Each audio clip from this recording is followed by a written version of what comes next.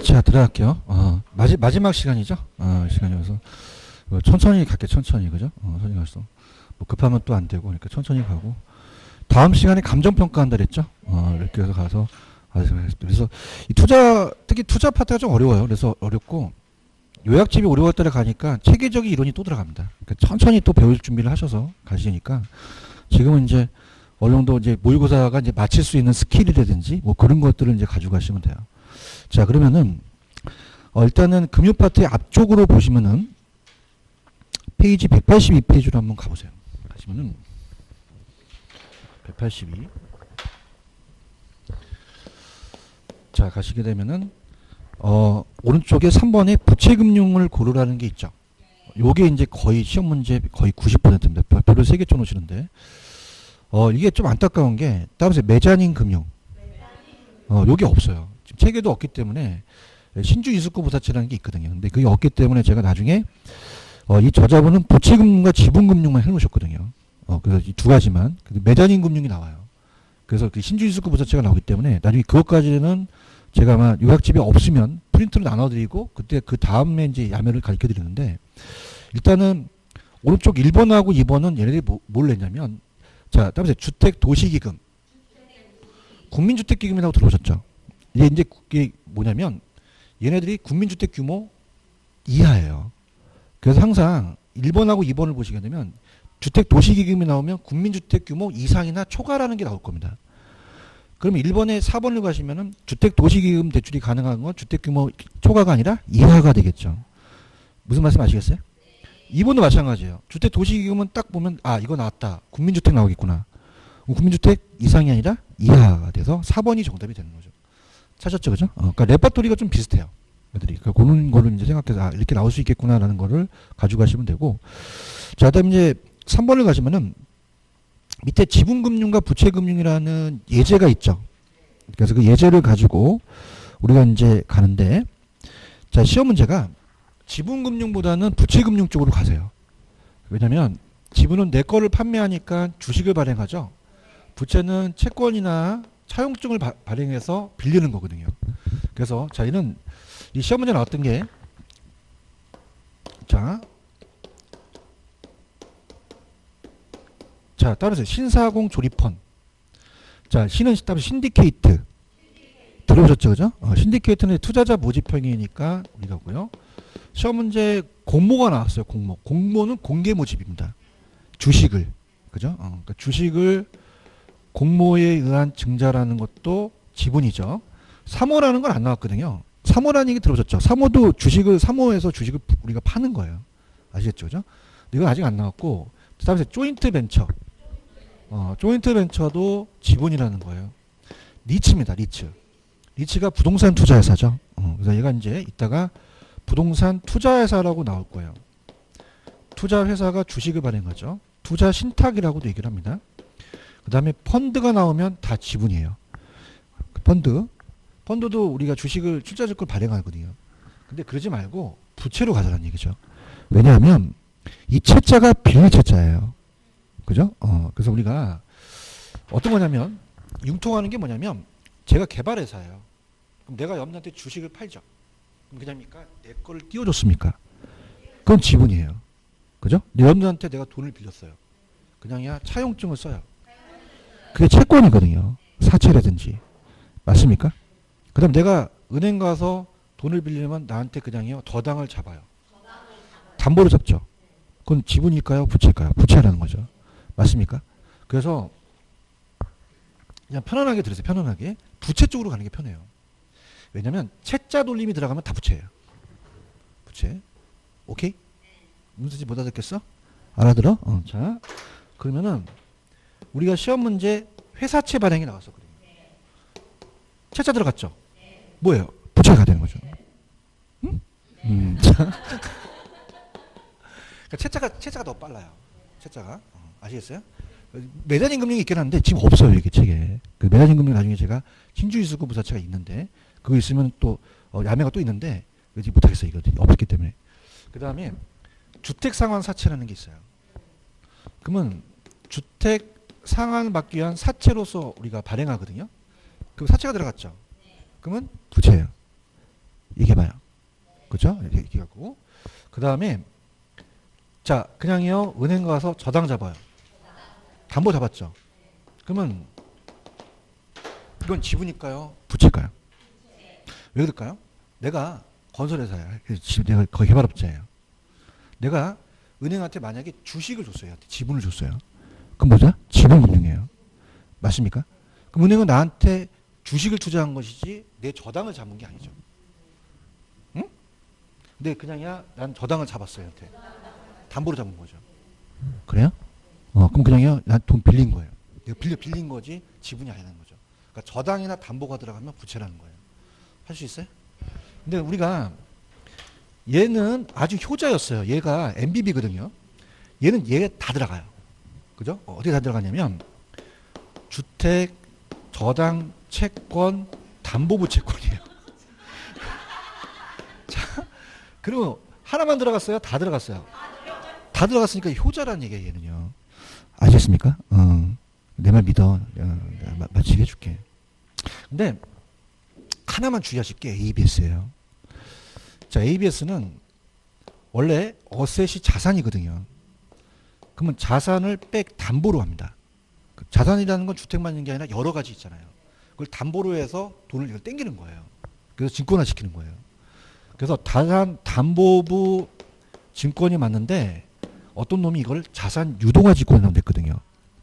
그럼 틀린 지문은 아니에요. 자산을 담보로 현금화 시킨 거죠. 그래서 자산 유동화 증권이라고 나오면 틀린 얘기는 아니지만 여기는 채자 저당 담보가 안 들어갑니다. 채자 저당 담보가 없어요. 얘기해봐요. 여기 채자 들어갔어요? 담보 들어갔어요? 이거 가져가셔야 돼요. 요게 부채금융이라는 거는 여기서 헤맬 수 있다는 거죠. 분위기 안 좋죠. 갈게요. 이거를 원래 해석하려면 담보가 들어가야 돼요. 근데 이렇게 나온단 말이죠. 그죠? 그럼 여기는 담보나 채권이 안 들어갔잖아요. 그럼 얘도 부채라는 걸 암기하셔야 되는 거죠. 아셨습니까? 그 다음에 자, 우리 시험 문제가 신탁 증서금융이라는 게 나왔는데 자, 이게 뭐냐면 신탁회사 들어보셨죠? 얘한테 내가 소유권을 넘겼어요. 형식적으로. 그럼 얘한테 난 수익증권을 줘요. 이걸 은행에 가갖고 질권을 설정해요. 그럼 그냥입니까? 담보로 잡았습니까? 그렇죠. 그래서 따라서 담보신탁. 이게 담보신탁이거든요. 그러니까 담보신탁이라고 나오면 담보가 보이니 부채라는 걸 알 수 있죠. 근데 얘는 담보신탁이라는 걸 안 주어져요. 그럼 이건 무슨 신탁이다? 담보신탁이나 가고 가져가셔야 됩니다. 이 두 가지만 좀 주의하시면 돼요. 아시겠습니까? 그럼 다른 건 다 채자나 저당 담보 들어가면 다 부채라는 거죠. 이해하나요? 그다음에 또 ABCP라는 게 있는데 이건 자산 담보부 어음이에요. 그러면 자산 담보부라는 게 안 들어갔어요? 들어갔어요. 들어갔으니까 부채라는 거죠. 아시겠습니까? 그러면 봐봐. 지금 3번 있지? 지금 부채를 찾으라 그랬지? 부채는 채자나 저당이나 담보 들어가는 거잖아요. 근데 제가 ABS 자산 유동화 증권은 주의 있게 보시라 그랬잖아요. 그 두 개죠? 몇 번하고 몇 번? 그렇죠. 그래서 아까 자, 따라해보세요. 신사공 조립헌. 자, 조립헌. 조인트 벤처 공모 부동산 신디케이트는 지분인데 암기하기 힘드시잖아요. 무슨 말씀인지 아시겠어요? 그러면 지분을 찾는 게 나아? 부채를 빠는 게 나아? 부채를 찾는 게 빨라요. 정답은 3번이 정답인가요? 그런가요? 그럼 넘기셔서 지분을 찾아보세요.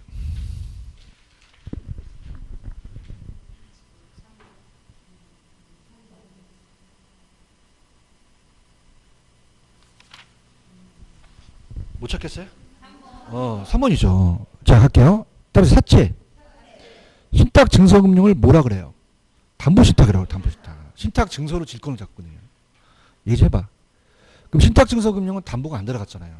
이게 감동평가사 시험에서 나온 걸 공인주가 뺏긴 거예요. 아시겠습니까? 그럼 신탁 증서금융 나오면 이건 무슨 신탁이다? 담보신탁으로 하는 거죠. 그런가요? 아까 리치 있었죠? 3번이 지분이 되겠죠. 그렇죠? 자, 4번은 어떤 단어가 부채라는 걸 알았었어요. 담보가 들어갔죠, 담보. 그렇죠? 5번은 효자죠? 어디에 들어갔어요? 얘를 지분으로 찍으시면 집에서 쉬셔야 됩니다. 아시겠죠? 이해하셨습니까? 무슨 말씀인지 아시죠? 그죠? 그래서 어떤 수강생이 그래요. 저한테 제가 지금 아직 1탄은 안 됐어요. 근데 그렇게 자신감이 있어요 그러는데 저 자신감이 있어요. 왜냐하면 감정평가사도 같이 강의해요. 그럼 그냥입니까? 시험제 나온 데가 정해져 있습니까? 나온 데 정해져 있기 때문에 저는 자신 있다는 거죠. 자신 있어 보여요? 남자 자신 있어야 돼요. 잘 있어 보이죠? 그죠? 멋있어? 그래서 제가 이제 하나 꿈을 꿨는데 이제 박사여서 이제 교수는 되는데 1탄 아직 안 됐어요. 제가 봤을 때 1탄 아닙니다. 배고파요 아직. 배고파 나왔지만은 배고파가지고 맨날 강의 준비해요. 근데 중요한 거는 자신이 있다는 거는 감정평가사랑 공인중개사랑 같이 강의이기 때문에 그래요. 그래서 이 신탁 증서금융이 감정평가 시험에 나왔거든요. 근데 이건 아무리 봐도 채자나 저당 담보가 안 들어갔죠. 이거 무슨 신탁이죠? 그러니까 우리가 배우시는 토지 신탁 개발하고 틀려요. 토지 신탁에 대한 개발 신탁은 소유권을 넘기고 개발을 맡기는 거예요. 근데 이건 그냥 증권을 가지고 와요. 그러면 증권을 가지고 그냥요 은행에 가요. 질권을 설정하죠. 그죠? 그럼 그냥요 돈을 빌려요. 빌리는 목적으로 담보신탁으로 돈을 땡기는 거죠. 아시겠습니까? 그래서 동영상 보시는 분도 이거는 재테크인데 대출이 어려웠었어요. 작년만 해도. 그래서 어떻게 되냐면 신탁을 많이 이용합니다. 신탁. 그다음에 신탁회사에 돈 빌리는 게 이거예요. 그래서 경매 같은 경우도 신탁회사한테 돈을 땡기는 게 이걸로 많이 가거든요. 아시겠습니까? 보통 우리가 그냥요 저당 잡아요. 근데 그냥이야 LTV가 제한돼 있어. 투기절이 제한돼 있잖아요. 그죠? 요새 법인 많이 치는 거 아시죠? 법인 대출이 막 나가고 사업자 대출이 나가고 그다음에 신탁 쪽으로는 막 80%, 90%까지 대출을 하거든요. 그래서 이게 메리트가 돼갖고 막 투기꾼들이 막 신탁 쪽으로 많이 대출을 많이 받았어요. 이게 바로 담보신탁이거든요. 근데 이건 부동산입니까? 증서입니까? 증서를 질권 잡아서 그냥 땡기는 거예요. 아시겠어? 무슨 말인지 아시겠어? 그럼 이건 그냥이야 저당 잡았어. 그러니까 이것도 돈을 땡긴 거죠. 얘기해봐요. 그럼 여러분들 이거 땡기려면 그냥이야 신탁회사한테 가야 돼. 재테크도 알려주는 거야. 그럼 신탁회사 가갖고 그냥이야 소유권을 넘겨. 공시법 시간에 부기등기 들어오셨죠? 형식적이에요, 형식적.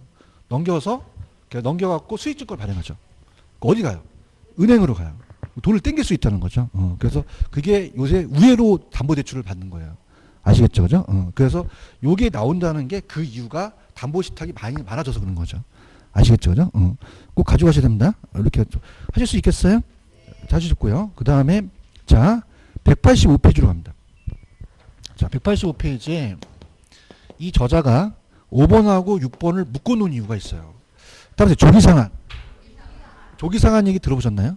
그래서 지금 5, 6번에 넣은 거는 이분이 조기상한을 가져가시라는 거예요.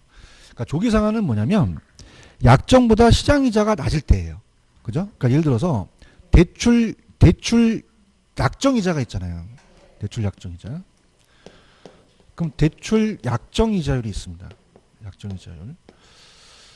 자, 대출 약정이자가 지금 높습니까? 좀 낮습니까? 낮아졌죠. 많이 낮아졌어요. 그죠? 그런가요?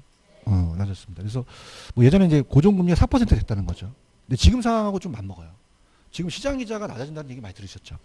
조기상한합니다. 그죠?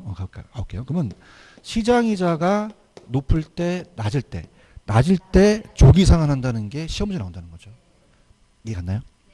그럼 대출 약정이 4%면 시장이자가 떨어졌잖아요. 지금 그 상황이에요. 우리 코로나죠, 코로나. 그럼 그냥 금리를 낮춰요.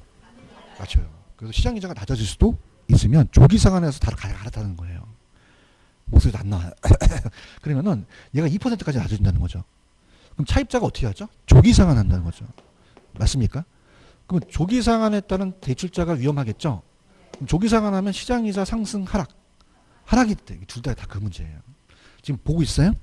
자, 그래서 5번에 가시면은 조기상한하는 것이 유리하다라는 단어가 있나요? 그러면 얘는 어떨 때 조기상한하겠어요? 시장이자가 대출이자보다 낮아지면 조기상한하는 거죠. 이해 갔나요? 자, 왜 자꾸 얘네들이 조기상한을 했냐면 대출자 입장에서는 조기상한 위험이 가장 위험합니다. 조기상한은 그냥요 상한을 해요. 그 변제를 해버리니까 이자를 못 받잖아요. 그러면 위험한 게 조기상한 위험이 가장 크거든요. 아시겠습니까? 그 마찬가지로 6번도 마찬가지예요. 6번에 답 4번 답에서 고정금리. 조기 상한. 금리가 어떻게 됐을 때? 자, 우리가 고정금리 때 금리가 하락했을 때죠. 낮아졌을 때 조기 상한하는 거죠. 맞습니까? 그러면은 조기 상한을 낸다는 얘기예요. 아시겠죠? 그럼 조기 상한, 그럼 시장이자가 낮을 때. 조기 상한, 시장이자 낮을 때. 그래서 금리가 하락했을 때 가는 거죠. 이거 아실 수 있겠죠? 되셨습니까? 넘길게요. 자, 넘기시면 이제 7번으로 갑니다. 7번. 7번에다가 이제 별표를 쳐보시면은, 자, 7번에 대한 코드를 가셔서, 여러분들 고정금리와 변동금리라는 얘기 들어오셨죠? 자, 그래서 갑니다. 자, 고정금리와 변동금리를 가지고 우리가 한번 얘기를 해볼게요. 자, 고정금리는 바뀌어요? 안 바뀌어요? 안 바뀌고, 변동은요? 바뀌겠죠. 고정금리, 변동금리. 자, 그러면은, 자, 지금 제가 어디서부터 여러분들 유인하냐면, 7번에 4번을 보시면 대출금리가 고정금리라는 단어가 있나요? 여기서 갈게요. 대출금리를 고정금리로 받았습니다. 그러면 우리가 그걸 이제 명목이자라 그래요. 뭐 약정이자, 대출이자입니다. 자, 그러면은 은행이 어떻게 이제 이자를 계산하냐면 실질 이자율이 있고 예상된 인플레를 더해요. 예상된 인플레. 예상 인플레를 더합니다. 그럼 얘가 4%면 얘가 1%를 예상했다면 얘가 3%가 되겠죠? 그럼 얘는 어떻게 나오냐? 명목에서 예상을 빼거든요. 근데 볼게요. 자, 지금 고정금리 상태에서 그냥입니까? 예상보다 실제가 높아졌습니까? 그럼 예상하지 못한 인플레가 발생했다는 거예요. 그런가요? 그러면 1%가 아니라 더 예상하지 못한 1%가 더 발생했다는 거죠. 그런가요? 자, 그러면 4에서 2를 빼는 게 아니라 2를 더 빼야 돼요. 그러면 실질이자가 까지는 거죠. 그럼 은행이 그냥요 손해를 봐요. 손해를 본다는 거예요. 그런가요? 그러면 금융기관은 이익이다, 손해다. 차입자가 이익이 되는 거죠. 그런가요? 그래서 고정금리가 위험하다는 얘기죠. 그 인플레를 처음부터 가산해서 받아봐야 되는 거예요. 그래서 대출 시점에는 누가 높다? 고정이 높다는 겁니다. 이해했나요? 그래서 우리가 2번이 정답이에요. 그러면 대출 시점에서는 어떤 금리가 더 높을 것이다? 고정이 높다는 거죠. 고정이 대출 시점에서 이 변동보다 높다라는 얘기입니다. 아시겠죠? 그럼 우리가 변동이 높다, 고정이 높다. 그래서 쉬는 시간에 생각을 해봤어요.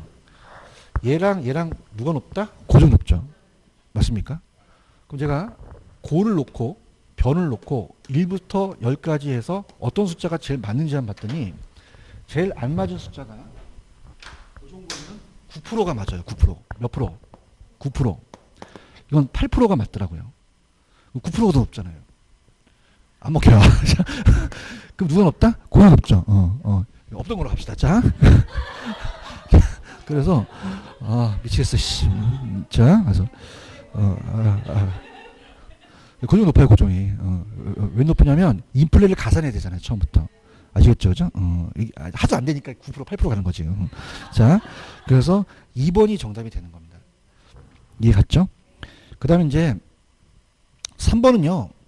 대출금리가 하락하면은 좋잖아요. 그럼 정상적인 경우 수요를 어떻게 된다? 늘어나겠죠. 줄어드는 건 아니겠죠. 그렇죠. 그 다음에 자 5번 대부 비율이라는 단어가 있죠.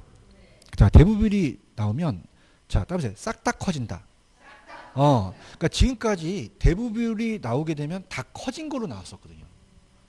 자 아까 대부 비율이 높아지면 그냥입니까? 부채 비율도 높아집니까? 지렛대 효과도 커지죠. 자기 자본 수익률도 높아지잖아요. 그런가요? 그럼 이거 많아지면 그냥요 더 대출 받아요. 수요도 늘어나죠. 그런가요? 근데 우리은행은 자체적으로 채무량이 크니까 금리도 높이겠죠. 그러니까 대부분이 높아지면 싹 다 커졌어요. 지금까지. 그죠? 싹 다 커져. 그러니까 지금까지 나왔던 문제의 지문들은 거의 다 커졌거든요. 그럼 대부분이 나오면 다 높아진다가 거의 정답이 되겠죠. 이해 갔나요? 왜 은행이 위험하니까. 그렇죠? 그 다음에 지금 동그라미 1번 있어요? CD 있어요? CD? 자, 우리가 변동금리는 대출금리가 어떻게 구성이 되냐면 자, 갑니다. 기준금리하고 가상금리로 더해줘요. 기준금리, 가상금리. 자, 이 기준금리가 예금금리로 설정합니다. 무슨 금리로 설정한다? 예금. 자, 그러면 은행은 예금금리가 높아야 돼요? 대출금리가 높아야 돼요? 그럼 가산을 하죠. 근데 가산은 차입자에 따라 달라져요. 그러면 인플레에 따라 변동되는 건 기준금리가 바뀌는 거죠. 자, CD는 따라서 양도성 예금증서. 저희가 보통 은행에서 통장을 받는데 얘는 증서를 주거든요. 이제 이자 주고 나중에 원금 상환해요. 그래서 얘는 3개월마다 조정돼요. 몇 개월마다 조정된다? 3개월. 그 다음에 나중에 코픽스라는 게 있어요.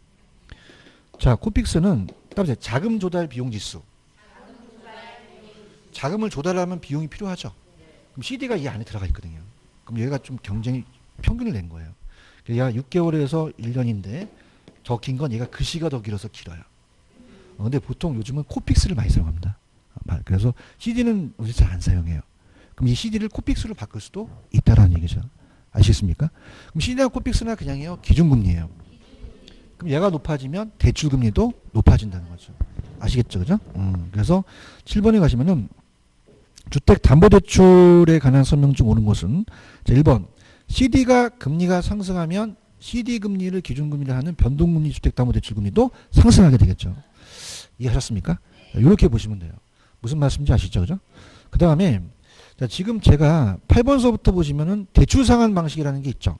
요거 이제 들어가는데 자, 요거 이론은 제가 다음 주에 하고 계산 문제 하나 풀어드릴게요. 아시겠죠? 그죠? 그게 나을 것 같아요. 요 8번서부터는 다음 주에 해달라고 하세요. 근데 우리가 원리금 균등이 있고 원금 균등인데 원리금 균등은 난이도가 높아요. 그래서 원금 균등 하나만 제가 잡아드릴게요. 어디로 가냐면 그 대표적인 문제가 넘기시면 17번 문제입니다.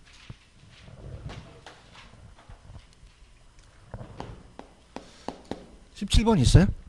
별표를 3개 치시기 바랍니다. 18번은 원리금 균등은 야매가 있는데 그건 제가 다음에 해드릴게요. 아까 야매도 그냥이야 레벨이 있어. 18번 아직 잡지 마세요. 18번은 제가 나중에 요약이든 그때 야매로 빨리 푸는 방법이 있거든요. 근데 18번보다 17번 문제가 더 우리가 유력합니다. 찾았습니까? 왜 얘가 유력하냐면 원금 균등 상환 방식이기 때문에 유력해요. 원리금 균등 상환 방식은 원금이 다르거든요. 그래서 18번 문제가 굉장히 어려운 문제예요.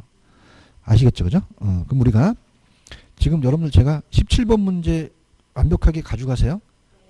자, 지금 A씨는 주택을 구입하기 위해서 5억을 대출받았죠? 자, 근데 9회차를 물어봤어요. 몇 회차? 13회차를 물어봤죠. 자, 그 전에는 2회차까지밖에 안 물어봤었어요. 근데 난리 났죠. 9회차하고 13회차를 구하라는 거예요. 그런가요? 자, 그럼 어떻게 구하냐면 다음 주 여러분들 감정평가론 풀어오세요. 풀어오시고 18번은 제가 다음에 야매를 할게요. 오늘 17번만 합니다. 두 가지 다 하면 머리 꿰져. 자, 17번만 갑니다. 그래서 원금 균등. 그래서 원금 균등 상환 방식이 얘만 풀면은 다 마무리되고 다음 주에 제가 이론을 가겠는데 들어보세요. 자, 박스를 보세요. 원금 균등 상환 방식으로 되어 있어요. 자, 그 원금 균등 상환 방식은 원금을 물어보겠어요? 원리금을 물어보겠어요?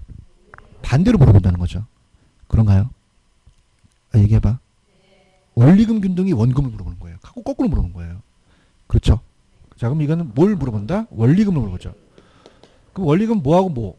원금하고 이자를 다 알아가라는 거죠. 그렇죠? 근데 얘네들이 지금까지는 2회차까지밖에 안 냈거든요. 근데 이 자식들이 머리를 쓴 거죠.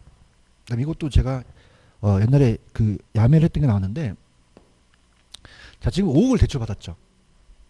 몇 년 상환이죠? 20년이죠. 그런가요? 그럼 2,500만 원이 원금입니다. 그럼 2,500만 원이 원금이 그냥이에요? 균등해요. 그러면 2,500만 원 구했죠. 근데 이자가 중요한 거죠. 이자. 그런데 지금 중요한 거는 9회차까지 끊으면 자, 9회차가 나오면 8회차까지 끊어라. 8회차까지 금액이 똑같단 말이죠. 그럼 그게 딱 떨어진단 말이에요. 자, 그러면 2,500만 원서부터 지금 풀어오셨으니까 9회차도 원금이 2,500이 있는 거 아시겠죠? 그럼 이자만 구하면 되는 거잖아요. 그런가요? 그러면은 자, 이자율이 5%예요. 10% 반이죠. 자, 근데 항상 이 이자율은 상환된 금액에 적용시켜요. 남아있는 금액에 적용해요. 지금까지 상환된 걸 뺍니다. 그죠?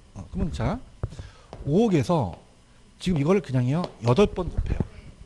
곱해보세요. 얼마가 나와요? 2억이 나오거든요. 그런가요? 그럼 얼마가 떨어집니까? 이렇게 되는 거죠. 잔액이 3억이라는 얘기예요. 오케이? 그럼 3억의 5%는, 자, 5%는 따보세요. 계산기 안 해. 하지 마.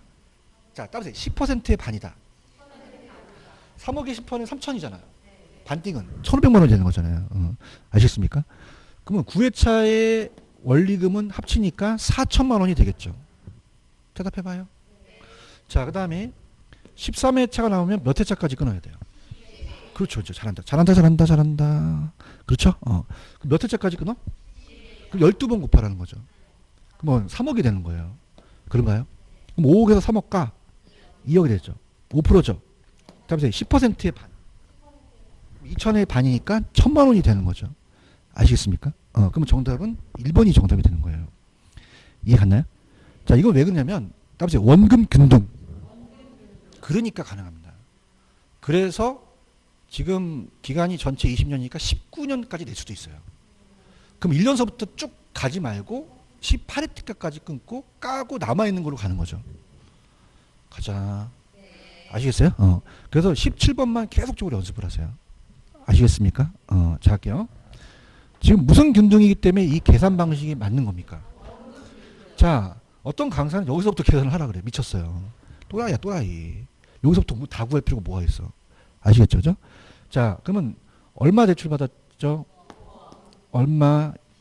얼마씩. 이거 알았죠? 자, 9회차 나오면 몇 회차까지 끊어요?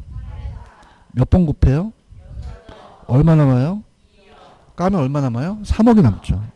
5% 기억나세요? 몇 프로의 반? 그럼 3억의 10%는? 반은? 이렇게 구하는 거죠. 4천이라는 거죠. 아시겠습니까?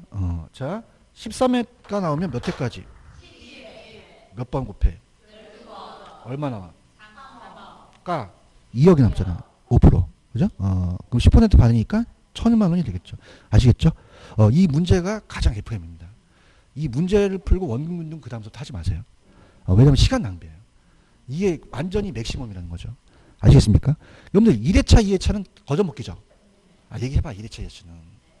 근데 지금 19회 막 이런 거 다 죽었잖아요. 아시겠죠? 그죠? 그 다음 얘네들이 홀수에다 끄는 거는 그냥입니까? 딱 떨어지기 위한 겁니까? 딱 떨어지기 3억과 2억을 해서 만들어준 거예요. 아시겠죠? 그죠? 그렇게 해서 이거 가져가셔야 됩니다. 아시겠죠? 그래서 시험은 17번 아니면 18번이에요. 근데 18번 지금 상태 보니까 지금 하면 안 될 것 같아요. 18번 제가 요양이나 문제집에 가서 터트립니다. 자, 이것도 그냥 있다. 야매가 있다. 야매 있어요. 이것도 바로 튀어나온다. 이건 기술이 필요해요. 기술이 필요해서 원금만 딱 구하고 그러면 딱 30점은 나오는 거예요. 이거는 제가 하는데 제가 봤을 때는 머리에 가부가 되면 안 될 것 같아요. 기대 때? 이거나 열심히 해. 이거나. 알겠지? 그죠? 17번이 돼야 18번에 원리금 균등으로 가거든요. 근데 원리금 균등은 그냥요. 원금이 균등하지가 않아요. 그래서 어려운 문제입니다. 그렇기 때문에 야매가 더 필요하다는 거죠. 아시겠죠? 그죠? 그래서 제가 지금 해드릴 수도 있는데 18번까지 하면 더 머리가 터져요. 제 말이 맞죠? 여러분들 마음속에 들어가 있어요. 18번 하면 클레임 걸려요. 여기까지만 갈게요. 아시겠죠? 그래서 오늘 원금 균등만 가고 18번은 제가 다음에 해드리고 다음 주는 제가 그 이론을 풀어드리고 할게요. 그래서 다음 주에 그 풀어드리고 다음 주에 감정평가론 해달라고 하십시오. 그럼 자, 한 번만 원모 타임 1분만. 자, 무슨 균등? 얼마 대출? 몇 년? 얼마씩? 나왔네. 나왔죠? 몇 번 곱해? 2억이지? 까? 얼마 남어? 5% 얼마야? 1,500. 4천만 원이 되고. 자, 13회는 몇 회째까지 끊어? 얼마 돼? 얼마 남았어? 얼마야? 1,000. 쉽다. 나만 쉽나 보다. 그지? 그래서 이것만 풀고 원금 균등은 풀지 마세요. 시간이 아까 이것만 풀면 돼요. 아시겠죠? 그죠? 어떤 누구도 9회차든 8회차든 이것만 풀면 되면 되지 다른 것 풀지 마십시오. 아예 시간이 아까워요. 아시겠죠? 그죠? 그 다음에 18번 기대됩니까? 다음에 뵙도록 하겠습니다. 요약집 때. 그죠? 그래서 빵 터지는 그 18번인데 공부를 좀 하셔야 돼요. 18번은. 아시겠죠? 여기까지 하고 다음 주는 이론도 가야 되잖아요. 그래서 제가 계산 때문에 했는데 다음 주는 186페이지로 가시면은 거기 8번서부터 좀 해달라고 하십시오. 8번은 이론 안 했잖아요. 계산해서 8번서부터 하는 거 가시면 합니다. 자, 오늘 여기까지만 할게요. 그럼 수고하셨습니다. 감사합니다.